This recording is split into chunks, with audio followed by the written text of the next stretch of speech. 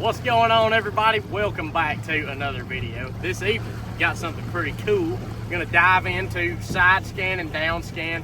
Get a lot of questions from my clients and just people in general about how do I set up my side and down imaging and how do I tell what's what. So what is side scan and down scan? So we're gonna dive into that on my Lowrance unit today, and I'm gonna show you guys how I set mine up, my settings, gonna give you all the juice and show you exactly what you're looking for and how to tell what's fish and what ain't. So stay tuned, let's dive in. Okay, so right here on your Lowrance, big picture, we're just gonna do one on down scan, one on side scan. So right now we're gonna start with side scan. So what is side imaging? So obviously you're shooting out from the side of your boat, and a lot of people get confused at this picture. So this middle line right here is gonna be where we are. This is our boat. So, and the black space is the distance between us and the bottom. So right here, we're in about 20 feet of water, and your side scan, however far you shoot out, it's gonna shoot out the distance of the bottom as well. So you can see the gap right there. The black space is 20 feet of water. So if we're shallower, that the bottom would be showing closer to the center of the line. If we're deeper, it could be showing all the way out to here, you know, and if you won't see the bottom at all if you're deeper than the distance that you're shooting. Most of the time, a general range, 100 feet. 100 feet seems to work most any place. Shallower, if you're having a tough time, if you're idling like less than 10 feet of water, you're gonna wanna bump it into 80, sometimes even 60 if I've been idling like 5 feet and less, looking for little hard spots. It's really hard to get detailed pictures on fish that deep. The glare here is probably pretty bad, just bear with us. We're gonna go to a different spot in a second and show you something good to look for. But first off, I'm gonna start by finding something and showing you how I set mine up. So right here, I like this color palette right here. We're on Lake Chatuge today, so it's kind of clear, clear water. And you have a menu button on the Lowrance that you can press that gives you all the options of what to do. So I'm gonna show you guys my settings, basic what they are, and how to dial it in once you find objects that you wanna look for. All right, rolling. All right, so we're gonna go down this bank right here. It's got a little bit of brush on it. Shooting 100 feet out. So I always start, my favorite thing to do, this is a Lowrance 3-in-1 transducer. I'm gonna run the 2-in-1 on my next boat because I have a built-in through-hole transducer for my sonar. So it's really, you get clearer images out of a 2-in-1, I think. 3-in-1's still really good. Lowrance live unit, basic setup. Nothing special, mounted right there under the trolling motor. So I'm gonna go through here, I'm gonna select, so side scan, a lot of people, when I get in people's boats to set them up, they have 455, which you can tell when I select it to mine, it's a lot brighter and a lot less detailed. I like mine on 800 kilohertz. They have some now that offer it up to 1200. The Humminbird side scan goes up to what they call Mega, which is the 1.2 or 1,000, over 1,000 kilohertz. So megahertz, they call it then. So we're gonna stick with 800. It's a good middle ground. And I'm gonna jack my contrast up. So Lowrance, you can tell if you dial it down to like lower, it's low resolution. You can tell, you can really see shadows really good, but it doesn't give you a good crispy picture. So I'm gonna dial it up. 60 starting to look pretty solid. 69, 70, 71, about 72 is what I like mine at, to where it's just bright enough to where I can still tell what stuff is really close to the boat, but also get a good picture way far out.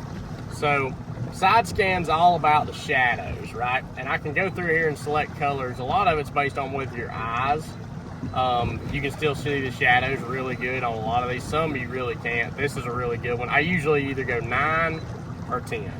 So right here, I'm gonna stick with palette 10. Side scan's all about the shadows. So imagine an aerial view of you looking like this. Literally like looking straight down at the bottom of the lake.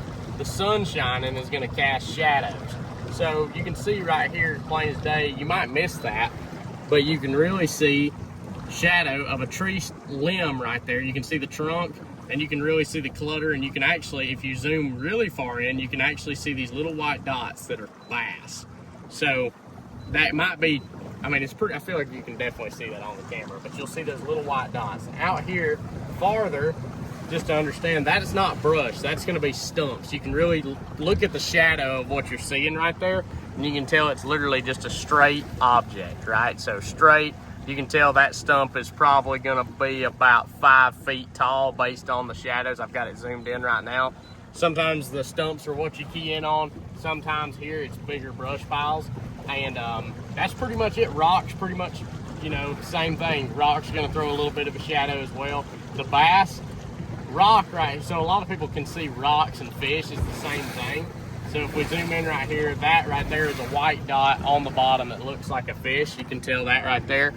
But you don't see any separation between the shadow and the white dot. On a fish, you're gonna be able to see a tiny bit of separation between the shadow and the white dot. That's gonna dictate that that fish is sitting there hovering just off the bottom.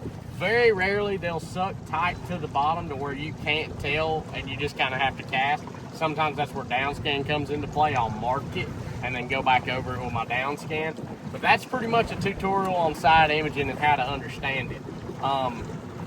Really the settings, you know, 100 feet, like I said, dictate that based on, we're gonna go back down through here a little ways to get that sun out right now. I'm making it really hard on everybody.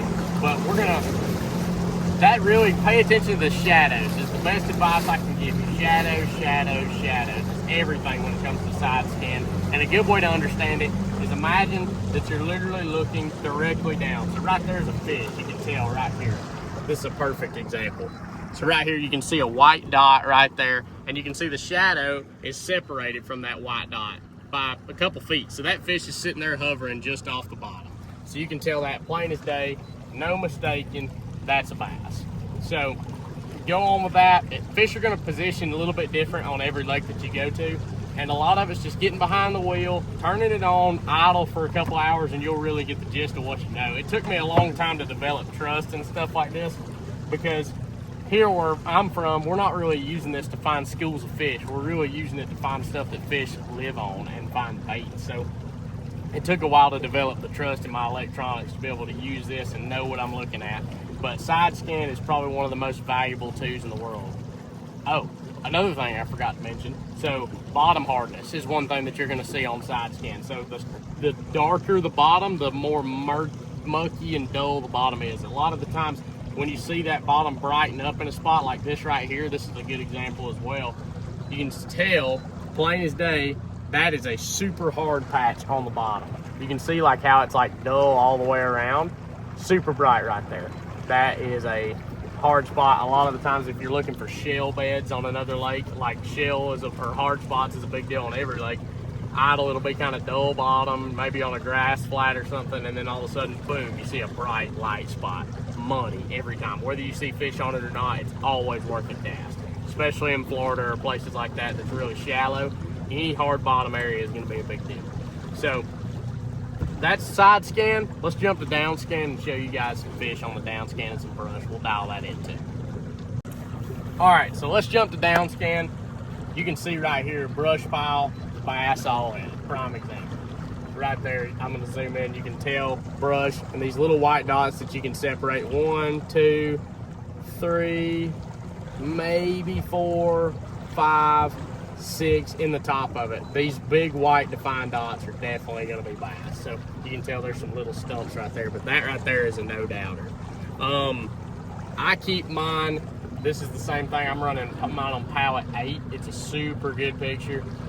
You can see these are some fish right here, but they might not be bass because they're not showing up super bright. You can see how they're kind of dull marks. Either that or they might be moving is another dictator. If they're sitting still, they're gonna pick up a good bright white return, kind of like this guy right here that's sitting on the bottom.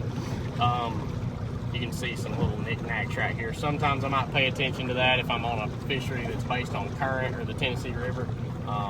You know, I'll look for fish that are glued to the bottom a whole lot more, but this right here, I'm really looking for structure and looking for fish that are kind of suspended up eating bait. It's a good judge of what's going on. I don't really have mine set to where you can see bottom hardness. I usually do that on my 2D sonar.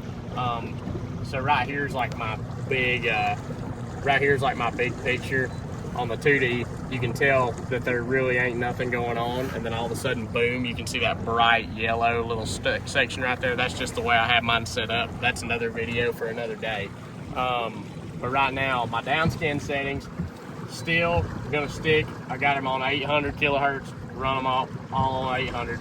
Contrast on my downscan, I run it a lot higher than normal. The default is down here around 73%, and you can just tell how it's really just not it, man. Not really a fan of that. It's just kind of dull. You don't really get a good picture.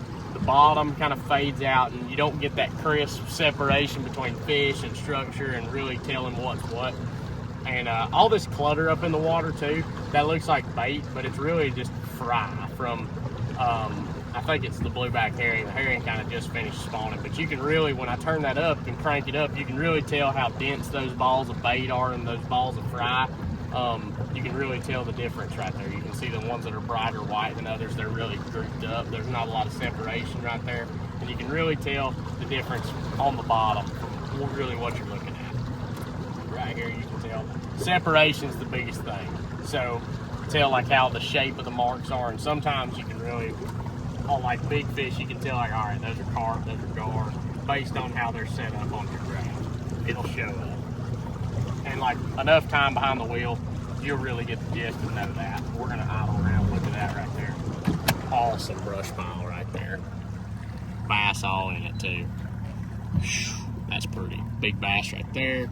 Couple bass right there up there off the bottom. One or two definitely down in there. You can tell the separation when you zoom in. You can see the separation between the bass and the limbs in there, those bigger blobs. These little tiny ones are probably bluegill. These right here are definitely bass. On another lake, you know, like any lake on the TBA, I wouldn't really pay much attention to something like that unless there was big dots down there below them. That could indicate something that was feeding. But most of the time, you can see we went over a big school of bass right here. They're streaking, so that's a good sign. On all these herring lakes, you can see these streaking lines. That is a school of fish. Right here is where they're at now, but you can see where they were moving through the water. That was probably 5 or 6 bass right there. If you get a bait in front of those, it's on. But so you can tell, I'll pay attention to the down scan. Right there's a thermocline actually. You don't really get to see that much, but in the summertime, you know how, have you ever dove down in the water, you go down far enough, it gets colder and colder, right? Well, there's a certain point to where the oxygen levels change, water's super cold, and eventually in the fall, when the air starts to get pretty cold, the heat is gonna come to the top, so that water turns over. Everybody heard about the lake turning over. That's when this water down here flips and comes up here, so it all changes. So that's just, you can always see that thermocline right there. It's just a lot of fuzziness down there. Sometimes the fish kind of hang out around that. Most of the time I feel like they're just wherever the bait is. Sometimes they relate to it. Striper fishermen, walleye fishermen pay attention to it a lot. I myself think bass kind of just relate to an ambush point in the structure. Some might relate to it, but most of the time they're gonna sit up there on some brush or something like that on this lake. And you know, everybody knows a lot of the times how bass are gonna position on their lakes, and it may be totally different than this, but use this, think about separation, use the settings to your advantage, dial it in, and this is gonna vary from lake to lake, but not drastically. Don't let that get in your head. So go to a different lake, I might tweak this 3 or 5% either way. If it's super clear, I might go 5% even more just to get really a lot of definition. If it's super dirty, I might have to back this down a little bit because the water's gonna be really fuzzy. It's not gonna look that great because there's so much sediment in the water. So I'll have to back it down a little bit. But other than that, that's pretty much the gold standard. My settings, that's the way I like them. That's how I run it, and it works all across the country. I've found a lot of bass on my side scan, so, and down scan. So 2 really good ways to find bass. That's usually the setup I run when I'm scanning. I do a 4-way screen, side scan on the bottom, have my down scan mapping, and regular 2D up top. It's just kind of the best of everything for when I'm really hunting for fish and really knowing what's going on. So keep that in mind. Splitting the screens, pretty piece of cake. That's for Lowrance. It works on every unit, from the Eagle all the way to the HDS Pros.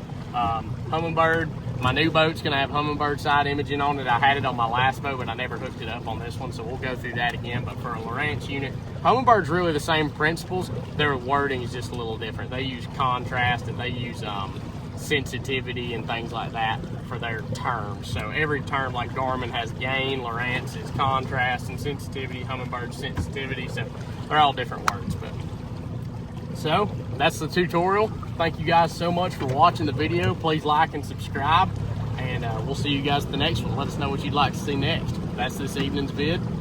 See you at the next one.